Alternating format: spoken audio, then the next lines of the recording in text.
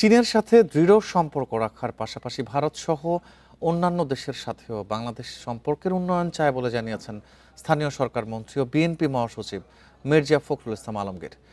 এ বিষয়ে আলোচনা করতে রাজধানীর গুলশান থেকে আমাদের সাথে যোগ দিচ্ছেন সাবেক কূটনীতিবিদ আশরাফ উদ্দৌলা।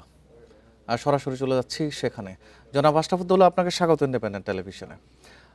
সম্প্রতি চীন সফর করেছে প্রধানমন্ত্রী এবং সেখানে প্রায় 15টি চুক্তি এবং সমঝোতা স্মারকও সই করা হয়েছে। তো বাংলাদেশ কি চীনের দিকে বেশি ঝুঁকছে কিনা? যুক্তরাষ্ট্র ভারত নাখোশ হবে না তো এ বিষয়ে? শুনুন, একটা দেশ তার পররাষ্ট্রনীতি তৈরি করে নিজের স্বার্থ দেখে, অন্য কোনো রাষ্ট্রের স্বার্থের জন্য না।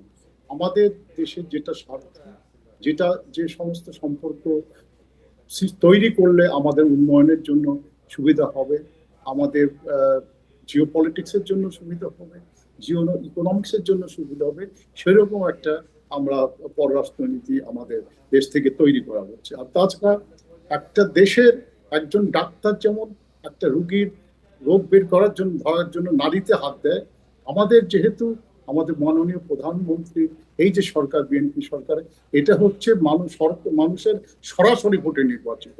এখানে অন্য কোনো দেশ তাকে এখানে নিয়ে এসে বসায় দেয়নি। এর পূর্ববর্তী যেমন শেখ হাসিনা ছিল, শেখ হাসিনা তো বাংলাদেশের প্রধানমন্ত্রী ছিল না, সে ছিল ভারত থেকে নিযুক্ত বাংলাদেশে আপনার ভারতের কি বলে মানে সেবাদাস। কিন্তু বর্তমান প্রধানমন্ত্রী আপনার তারেক রহমান, উনি বাংলাদেশের জনগণের ভোট পেয়ে এবং সর্বোচ্চ ভোট পেয়ে দু তিন অংশের ভোট পেয়ে উনি নির্বাচিত হয়েছেন। এখন উনি মানুষের পালস বুঝে সেইভাবে আমাদের পররাষ্ট্রনীতি পরিচালনা করছেন। এবং চায়না হচ্ছে আমাদের একদম একটা পরীক্ষিত বন্ধু। 1975 পর থেকে, যখন থেকে চায়নার সঙ্গে আমাদের কূটনৈতিক সম্পর্ক স্থাপিত হয়েছে, এরপর থেকে চায়না বিভিন্ন ক্ষেত্রে আমাদের সাহায্য সহযোগিতা করছে এবং আমাদের অবকাঠামো, এবং যেটা আমাদের মির্জা ফখরুল ইসলাম সাহেব একটু আগে বললেন যে বাংলাদেশের সমস্ত অর্থনৈতিক অবকাঠামো এবং বিভিন্ন পর্যায়ে চায়নার আমাদের চীনের অনেক সহযোগিতা আছে, যে ঐতিহাসিক সম্পর্ক রয়েছে চীনের সাথে বিএনপি সরকারের। তো এই মুহূর্তে ভূরাজনৈতিক জায়গা থেকে যে সম্পর্ক যদি আরো বাড়ে, সেক্ষেত্রে বাংলাদেশের জন্য কূটনৈতিক ভারসাম্য রক্ষা করাটা কি কঠিন চ্যালেঞ্জ হবে কিনা, বা এই ক্ষেত্রে কি করা? দেখুন, বাংলাদেশ এমন একটা ভৌগোলিক অবস্থানে রয়েছে, বাংলাদেশের কিন্তু একটা ভৌগোলিক একটা ইম্পর্টেন্স বেড়েছে গত কয়েক দশকে। বাংলাদেশে আপনার যে ভূ রাজনৈতিক যে একটা যে এটা ইম্পর্টেন্সটা অনেক বেড়েছে, গুরুত্বটা অনেক বেড়েছে, যার জন্য আপনি দেখবেন যে আমেরিকা আসছে, ভারত তো আমাদের পাশেই রয়েছে, চায়না তো আমাদের সঙ্গে রয়েছে। তো আমাদের সম্পর্কটা হচ্ছে অন্য কোনো দেশের সঙ্গে তাদের সঙ্গে বা বিবাদ নয়, বা তাদের যে ইন্টারেস্ট যেটা আছে সেটা বিঘ্ন না করে সকলের সঙ্গে আমাদের একটা সম্পর্ক তৈরি রাখা, সেটাই হচ্ছে বাংলাদেশের পররাষ্ট্রনীতির মূল প্রতিপাদ্য।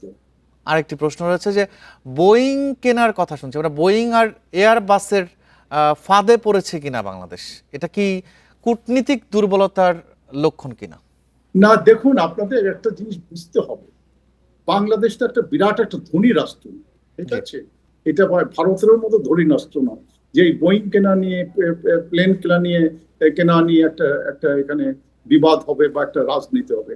এটা তো সেরকম তো কোনো স্কোপ নাই। বাংলাদেশ যদি বোয়িং কেনে, বাংলাদেশ এয়ারলাইনের জন্য যেটা প্রয়োজন সেটাই কিনবে, এবং এটা তো আমাদেরকে বিনা পয়সায় দিবে না, আমাদেরকে কিনতে হবে।